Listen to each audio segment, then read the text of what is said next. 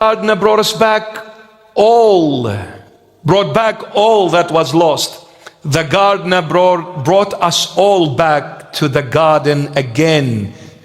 Tears of the garden opened to us paradise.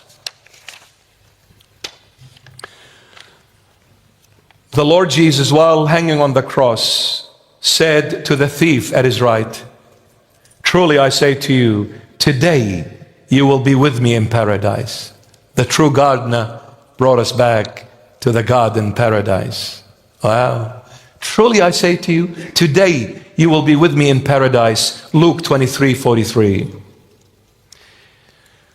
Here we recap on what we've said in the last 4 weeks. The Lord Jesus' first tears. The first tears were wept at the tomb of Lazarus. Those tears, what did they do? Death was defeated, brought Lazarus out of the tomb, and broke the sting of death. Death was defeated, brought Lazarus out of the tomb, and broke the sting of death. The first tears dealt with death and gave us resurrection. The second tears of the Lord restored peace to the city of your heart, Jerusalem. Restored peace. Why peace had to be restored? Because the moment we sin, the first thing we lose is our peace. Have we noticed? When we do something wrong, you feel empty, you feel void, you feel confused, you feel lost, disorientated. You don't know what you're doing. You don't know who you are. You don't know where you are. You don't know where to start or where to end. It is an absolute mess. Why? Because peace is lost through sin.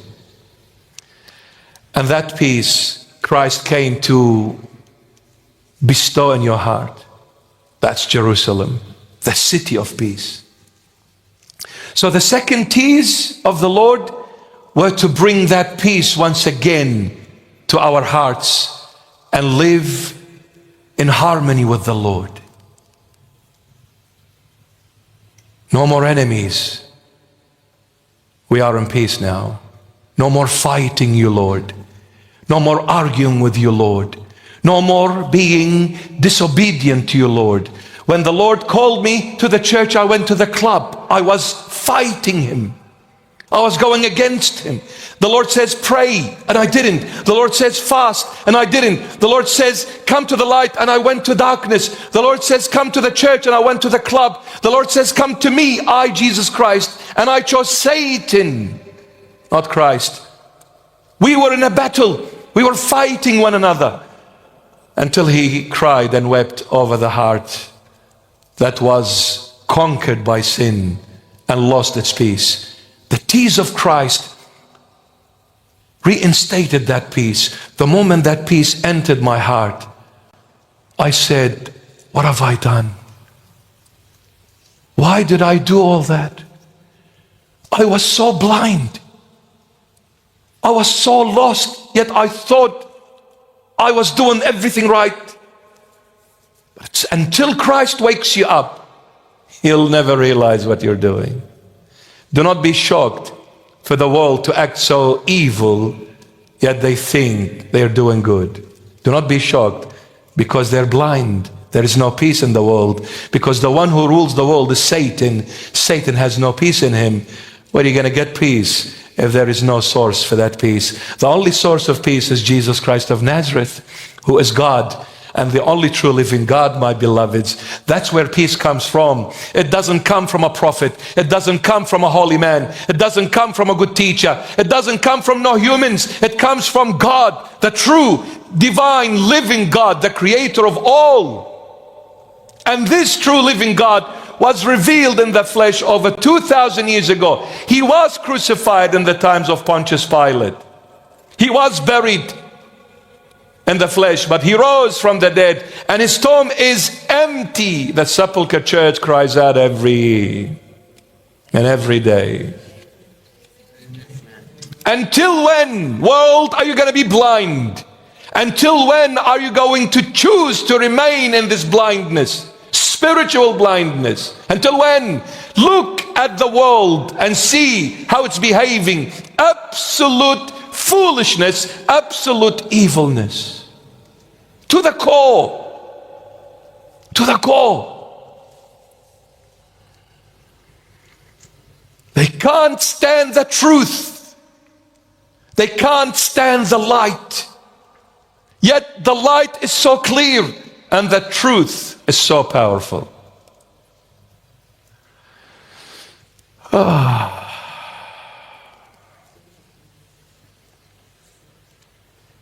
The world is sick, and there is only one healer that can heal this sick world. His name is Jesus Christ of Nazareth. All glory to his holy and mighty name, the crown of our glory. Jesus lives forever. Don't ever sell your Lord. Don't ever walk away from your Lord. And by the way, Jesus Christ is not a Christian. Jesus Christ is not Catholic, is not Orthodox, is not Protestant. Jesus Christ is God revealed in the flesh. He wants you. Don't go and say, Lord, I'm this and I'm that. He says, hang on, I created you. Are you going to tell me who you are? I made you. But when I made you, I wanted one thing from you. I want your heart. Proverbs 23:26. My son, give me your heart.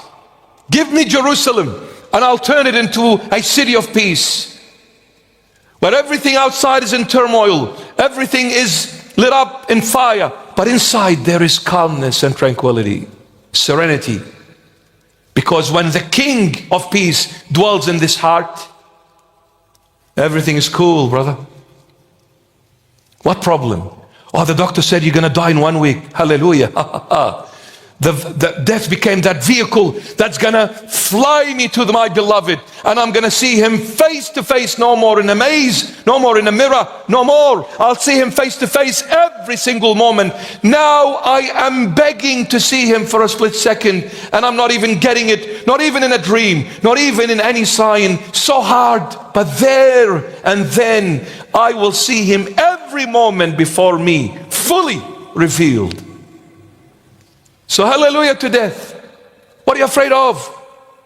If I live, I live for the Lord. And if I die for the Lord. If I live and die, I am all for the Lord.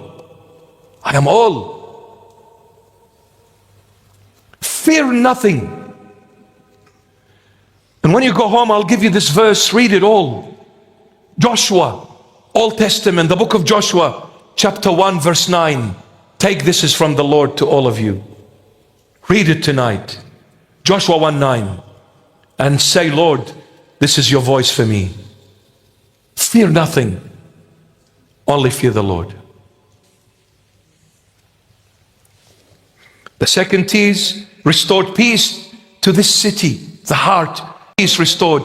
When the Lord visited us and we responded to that visit, when we acknowledged that visit, when we accepted that visit. The Lord visits you every single day, but how busy are you for him?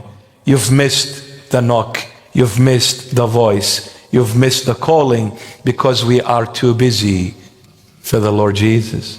Don't let the moment of visitation pass you by. Accept it, hear his voice, and run and open the door. When you open the door, peace will be restored in this heart. Then the third T is of the Lord Jesus, opened to us paradise, and he brought us in. The garden where Adam and Eve were kicked out of. The true gardener came into the garden of Gethsemane, and he was pressed there on the cross and brought Adam and Eve and all of his children who believed in the true gardener, Jesus Christ of Nazareth, brought them all back to the garden where they were kicked out of in the very beginning. Oh gardener, tell me, where have they taken my master's body? Miriam, what are you looking for? I am the true gardener. I am Christ, the King. Therefore, my beloved, with the Lord's keys, let us hold them in the palm of our hands and approach God the Father and say, Father, Heavenly Father, with the tears of your beloved Son, our Lord and Savior Jesus Christ, we come to you seeking your love, seeking you and the kingdom to be our home. Let us in, Father. These are the tears of your Son. Cried at the tomb of my death and gave me resurrection. Cried at the city that lost peace and brought me back into that peace once again. And cried in the garden of Gethsemane, your Son was squashed there and gave me paradise. With these tears, I'm coming to you, Heavenly Father. Let me in. I want to be with you and live with you forever. In Jesus' mighty name, amen.